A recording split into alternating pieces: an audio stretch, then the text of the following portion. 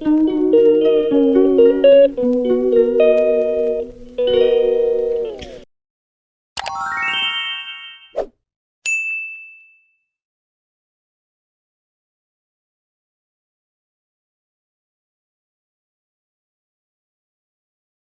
Hello guys, അപ്പോൾ എല്ലാവർക്കും പുതിയ വീഡിയോയിലേക്ക് സ്വാഗതം. അപ്പോൾ നമ്മൾ പോകുന്ന എവിടെയാണെന്ന് അറിയാലോ. അപ്പോൾ ഞാനിതേ കുഞ്ഞിനെ ഒരുങ്ങിയിട്ടുണ്ട്.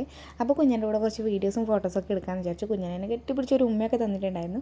അപ്പോൾ അതായിരുന്നു അമ്മ റെഡിയായി അങ്ങനെ വന്നു. ഇതേ കുഞ്ഞൻ ടോർച്ചൊക്കെ എടുത്ത് റെഡി ആയിട്ടാണ് പാമ്പ് ഉണ്ടാവുമെന്നൊക്കെ പറഞ്ഞിട്ട്. പക്ഷേ എടുത്തത് ഉപകാരമായി. എന്താ വെച്ചാൽ ഇവിടുന്ന് റോഡ് വരെയുള്ള സ്ഥലത്തേക്ക് നല്ല ഇരുട്ടായിരുന്നു. അങ്ങനെ റോഡിന് എത്തുന്നതിന് മുന്നേ നമ്മൾ ടോർച്ചൊക്കെ അടിച്ച് എത്തിയിട്ടുണ്ടായിരുന്നു. പിന്നെ ഇത് എൻ്റെ കൈയൊക്കെ പിടിച്ച് ആശാൻ നടക്കുന്നുണ്ട്. ആശാന് വേറെ കളിസാധനങ്ങളൊക്കെ മേടിക്കാനാണ് വരുന്നത്. നമ്മളുടെ പോലത്തെ എക്സൈറ്റ്മെൻ്റ് ഒന്നും അവനില്ല കേട്ടോ. അങ്ങനെ പോയപ്പോൾ തന്നെ കണ്ടത് അരവിന്ദിനെയാണ്. അപ്പോൾ ഒത്തിരി സന്തോഷമായി. ഞാൻ സ്റ്റാർ സിംഗർ കണ്ടപ്പോൾ തൊട്ട് കാണുന്നത് തൊട്ട് ഇവൻ്റെ ഒരു വലിയ ഫാനാണ്. അപ്പോൾ പാട്ട് കേൾക്കാൻ പറ്റിയതിൽ ഒരുപാട് സന്തോഷം കേട്ടോ. എനിക്കും വിനോദേട്ടനും ഭയങ്കര ഇഷ്ടമുള്ള ഒരാളായിരുന്നു ഇവൻ. അപ്പോൾ നമുക്ക് രണ്ടുപേർക്കും കാണുന്നുണ്ടായിരുന്നു. അപ്പോൾ വിനോദേട്ടനെ എത്താൻ കുറച്ച് ലേറ്റ് ആയിട്ടുണ്ടായിരുന്നു. ഞാനും അമ്മയും കുഞ്ഞനും കൂടിയാണ് നമ്മൾ പോയിട്ടുണ്ടായിരുന്നത്. അങ്ങനെ നമ്മൾ വീട്ടിൽ നിന്ന് ഒരു 5 മിനിറ്റ് ഇവിടത്തേക്ക് നടക്കാനായിട്ടുള്ളൂ. അത് മാത്രമല്ല വീട്ടിൽ നിന്ന് നമ്മൾ ഫുള്ള് ഇവൻ്റെ പാട്ട് കേട്ടുകൊണ്ട് നിൽക്കുന്നുണ്ടായിരുന്നു. പിന്നെ വൈക്കം വിജയലക്ഷ്മി ചേച്ചിയുടെ പാട്ടും കൂടെ കേൾക്കുന്നുണ്ടായിരുന്നു. പക്ഷേ നമുക്ക് കാണാൻ പറ്റിയില്ല. അവസാനമായിരുന്നു ചേച്ചി വന്നിട്ടുണ്ടായത്. ഈ ഒരു പെർഫോമൻസ് ഒക്കെ ഉണ്ടായിരുന്നു.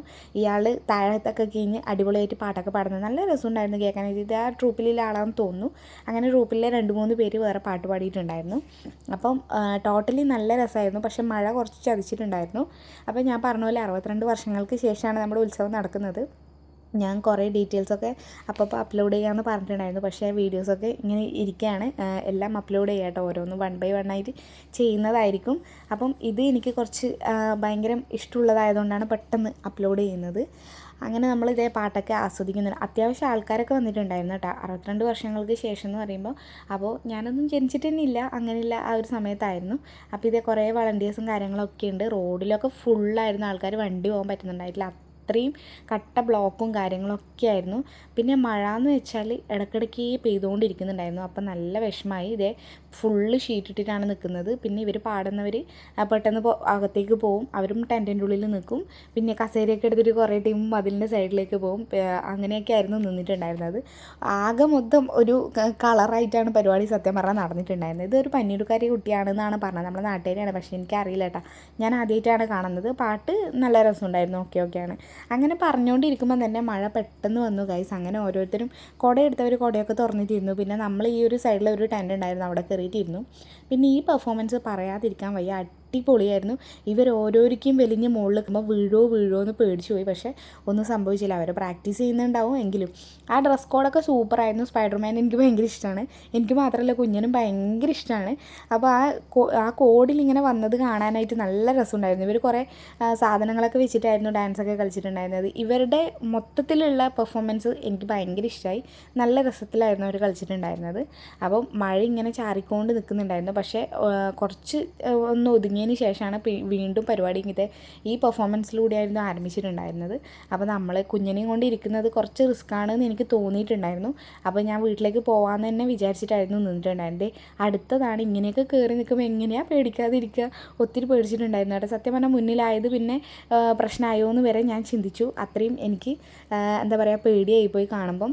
അങ്ങനെ നമ്മളിതാ വീണ്ടും കുറച്ച് നേരം കൂടി ഇരിക്കാമെന്ന് വിചാരിച്ചു. കാരണം എന്ന് വെച്ചാൽ വിജയലക്ഷ്മി ചേച്ചിയെ കണ്ടിട്ടുണ്ടായിരുന്നില്ല. വീട്ടിൽ നിന്ന് പാട്ട് കേട്ടിട്ടുണ്ടായിരുന്നു. പക്ഷേ ഇവിടെ എത്തിയിട്ട് ഇതുവരെ കണ്ടില്ല ആളെ. അപ്പോൾ നമ്മൾ വിചാരിച്ചു ഒരു പാട്ട് വിജയലക്ഷ്മി ചേച്ചിയുടെയും വൈക്കം വിജയലക്ഷ്മി ചേച്ചിയുടെയും കൂടെ കണ്ടിട്ട് വീട്ടിലേക്ക് പോകാമെന്ന് വിചാരിച്ചു. അരവിന്ദൻ്റെ ഒരു പാട്ട് കേട്ടു. അങ്ങനെ നമ്മൾ വെയിറ്റിംഗ് ആയിരുന്നു. ഈ പെർഫോമൻസ് കണ്ടപ്പോൾ നമുക്ക് നല്ല ഇഷ്ടമായി. അങ്ങനെയാണ് ഇവിടെ പിടിച്ച് നിന്നത്.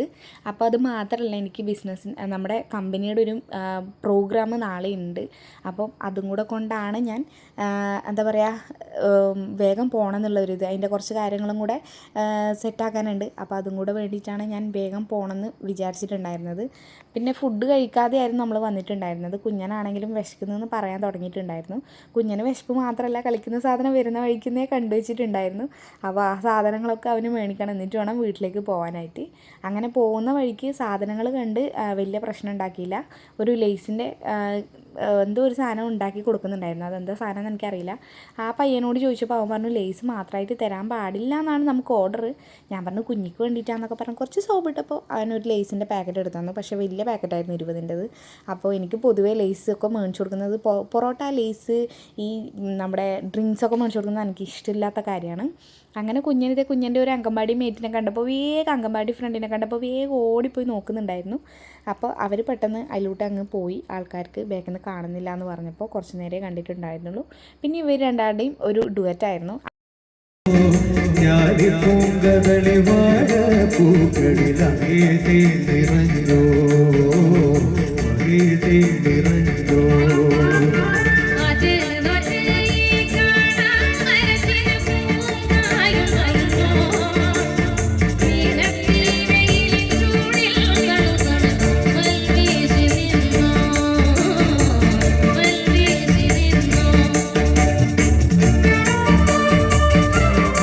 വിജയലക്ഷ്മി ചേച്ചി ഒറ്റയ്ക്ക് ഒരു പാട്ടും കൂടെ പാടിയിട്ട് അവരുടെ ഡ്യുവറ്റിന് ശേഷം അങ്ങനെ ഒത്തിരി സന്തോഷമായി കേൾക്കാൻ പറ്റിയതിൽ ആദ്യമായിട്ടാണ് കാണുന്നത്, ആദ്യമായിട്ടാണ് ലൈവ് ഇങ്ങനെ പാട്ട് കേൾക്കുന്നത്. ടി വിയിൽ ഒരുപാട് പ്രാവശ്യം കണ്ടിട്ടുണ്ടെങ്കിലും ആദ്യമായിട്ടാണ് ഇങ്ങനെ കണ്ട് പാട്ടൊക്കെ കേൾക്കുന്നത്. അപ്പോൾ ഇങ്ങനൊരു കുറവുള്ള ആളാണെന്നൊന്നും പറയില്ല, അത്രയ്ക്ക് പെർഫെക്റ്റ് ആയിട്ടായിരുന്നു പാടിയിട്ടുണ്ടായിരുന്നത്. നല്ല ഇഷ്ടമായി എനിക്ക്. അങ്ങനെ നമ്മൾ കുറച്ച് നേരം കൂടെ അവിടെ ഇരുന്നു. കുഞ്ഞൻ്റെ ക്ഷമയൊക്കെ അപ്പോഴത്തേക്ക് പോയിട്ടുണ്ടായിരുന്നു.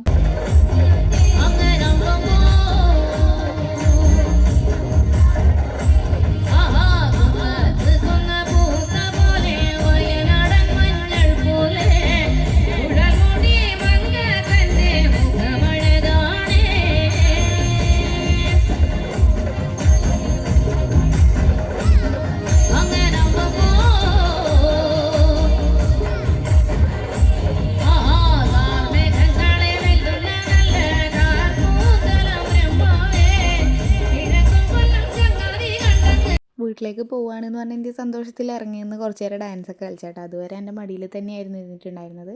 അപ്പോൾ വീട് അടുത്തതായതുകൊണ്ട് തന്നെ അമ്മേനെ കാത്തു നിന്നില്ല, നമ്മൾ വേഗം പോയിട്ടുണ്ടായിരുന്നു. പിറ്റേന്ന് എനിക്ക് പരിപാടിക്ക് പോകാനും ഉള്ളതുകൊണ്ട് നമ്മൾ കുറച്ച് പാട്ട് കേട്ടിട്ട് അപ്പോൾ തന്നെ ഇറങ്ങിയിട്ടുണ്ടായിരുന്നു. അപ്പോൾ ഇന്നത്തെ വീഡിയോ ഇത്രയേ ഉള്ളൂ. എല്ലാവർക്കും കണ്ടിഷ്ടമായ ലൈക്ക് ചെയ്യുക, ഷെയർ ചെയ്യുക, സബ്സ്ക്രൈബ് ചെയ്യുക. മറ്റൊരു വീഡിയോ വരുന്നവരേക്കും ടാറ്റാ ബൈ ബൈ.